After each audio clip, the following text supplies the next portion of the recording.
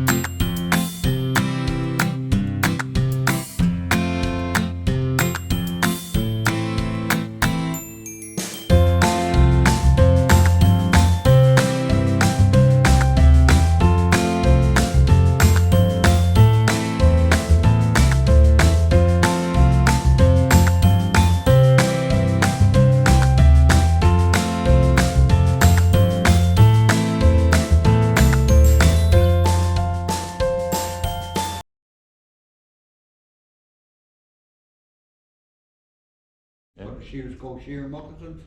All shearers wear. The reason I wear them, my foot's dead flat. Gonna give me a little bit more grip if this old girl happens to play up on me. These pants I happen to be wearing is just what the shearers call dungaroos. They've got 2 layers on them. The reason they've got 2 layers, just all the grease and lanolin what's going to come off them sheep in an 8-hour shift.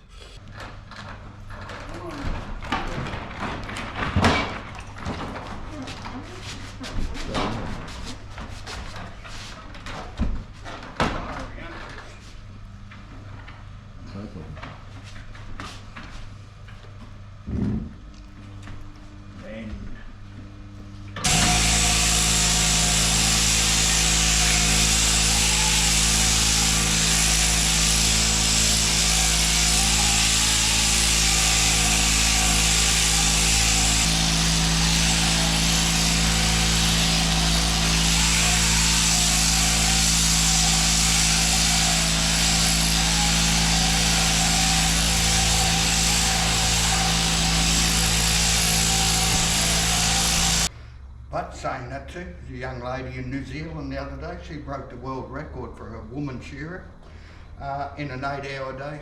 She saw 612 sheep. That's 153 a run. So I thought she'd done very, very well. It's really hard to throw like this. Anyway. Can't do much about it.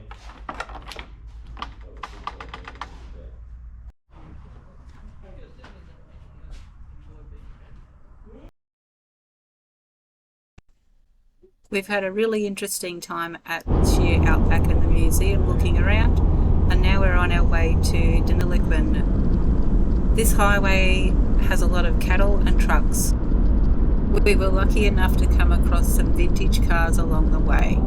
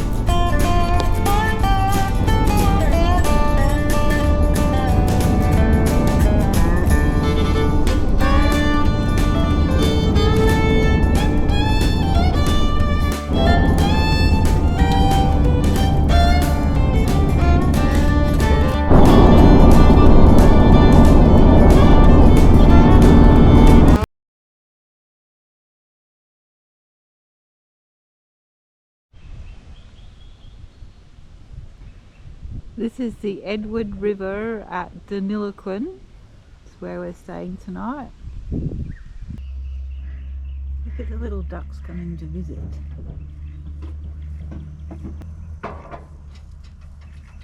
They're very inquisitive. Just unhooking, taking the weight off the car. We'll stay here overnight. And then tomorrow head to Echuca.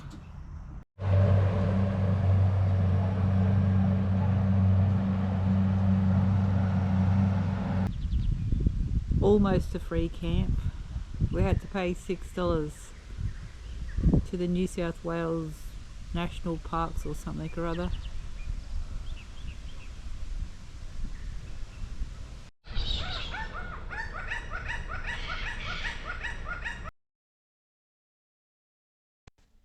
The Deniliquin Information Centre had an iron art collection and a museum. We had a look at those, and then we moved on to go and see the historic motor vehicle collection car display.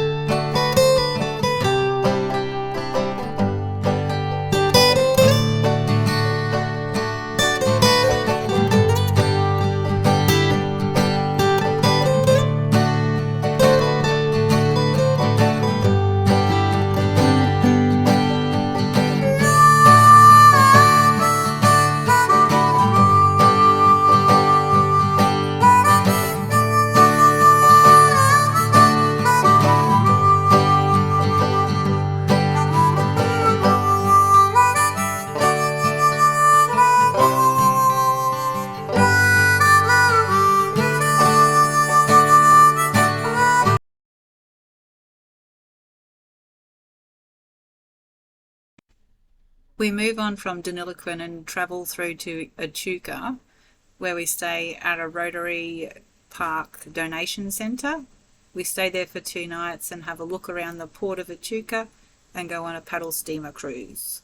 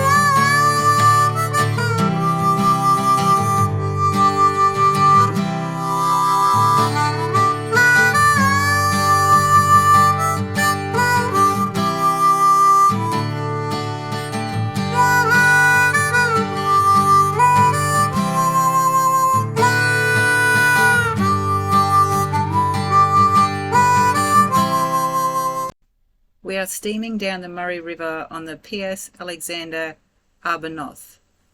It is named after the former owner of the Arbuthnot sawmills, Alexander James Cook Arbuthnot. She was built in 1923 and was the last steamer built on the Murray River during the riverboat trade. Beer, wine, soft drink, snacks, make sure you go and see Christine. She'll be more than happy to help you. My name's Adam, I'm going to be your skipper today as we make our way up and down the Murray River. The next vessel, grey in colour, is known as the Hero. Hero dates back to 1874, the second oldest wooden-hull paddle boat operating on the Murray River. Now she was a hawking boat, a floating general store. The Hero was later restored about 20 years ago here at the port of Echuca.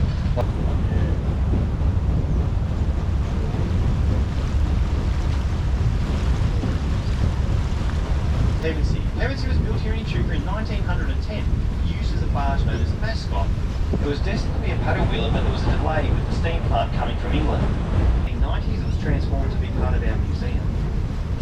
Behind the Adelaide, you'll see a barge here, and this is known as the D26, has built on traditional lines. She has got a lovely steam engine that was purchased and restored to be depending on what's on offer, 3, 4, 5, 6 nights during the week. It will vary different times of the year. To the side, those derricks on top, there's 2 of them. They can lash them around, wind them up, the men winding the derricks around, bring them to the water's edge, as Regum is not a natural floating timber.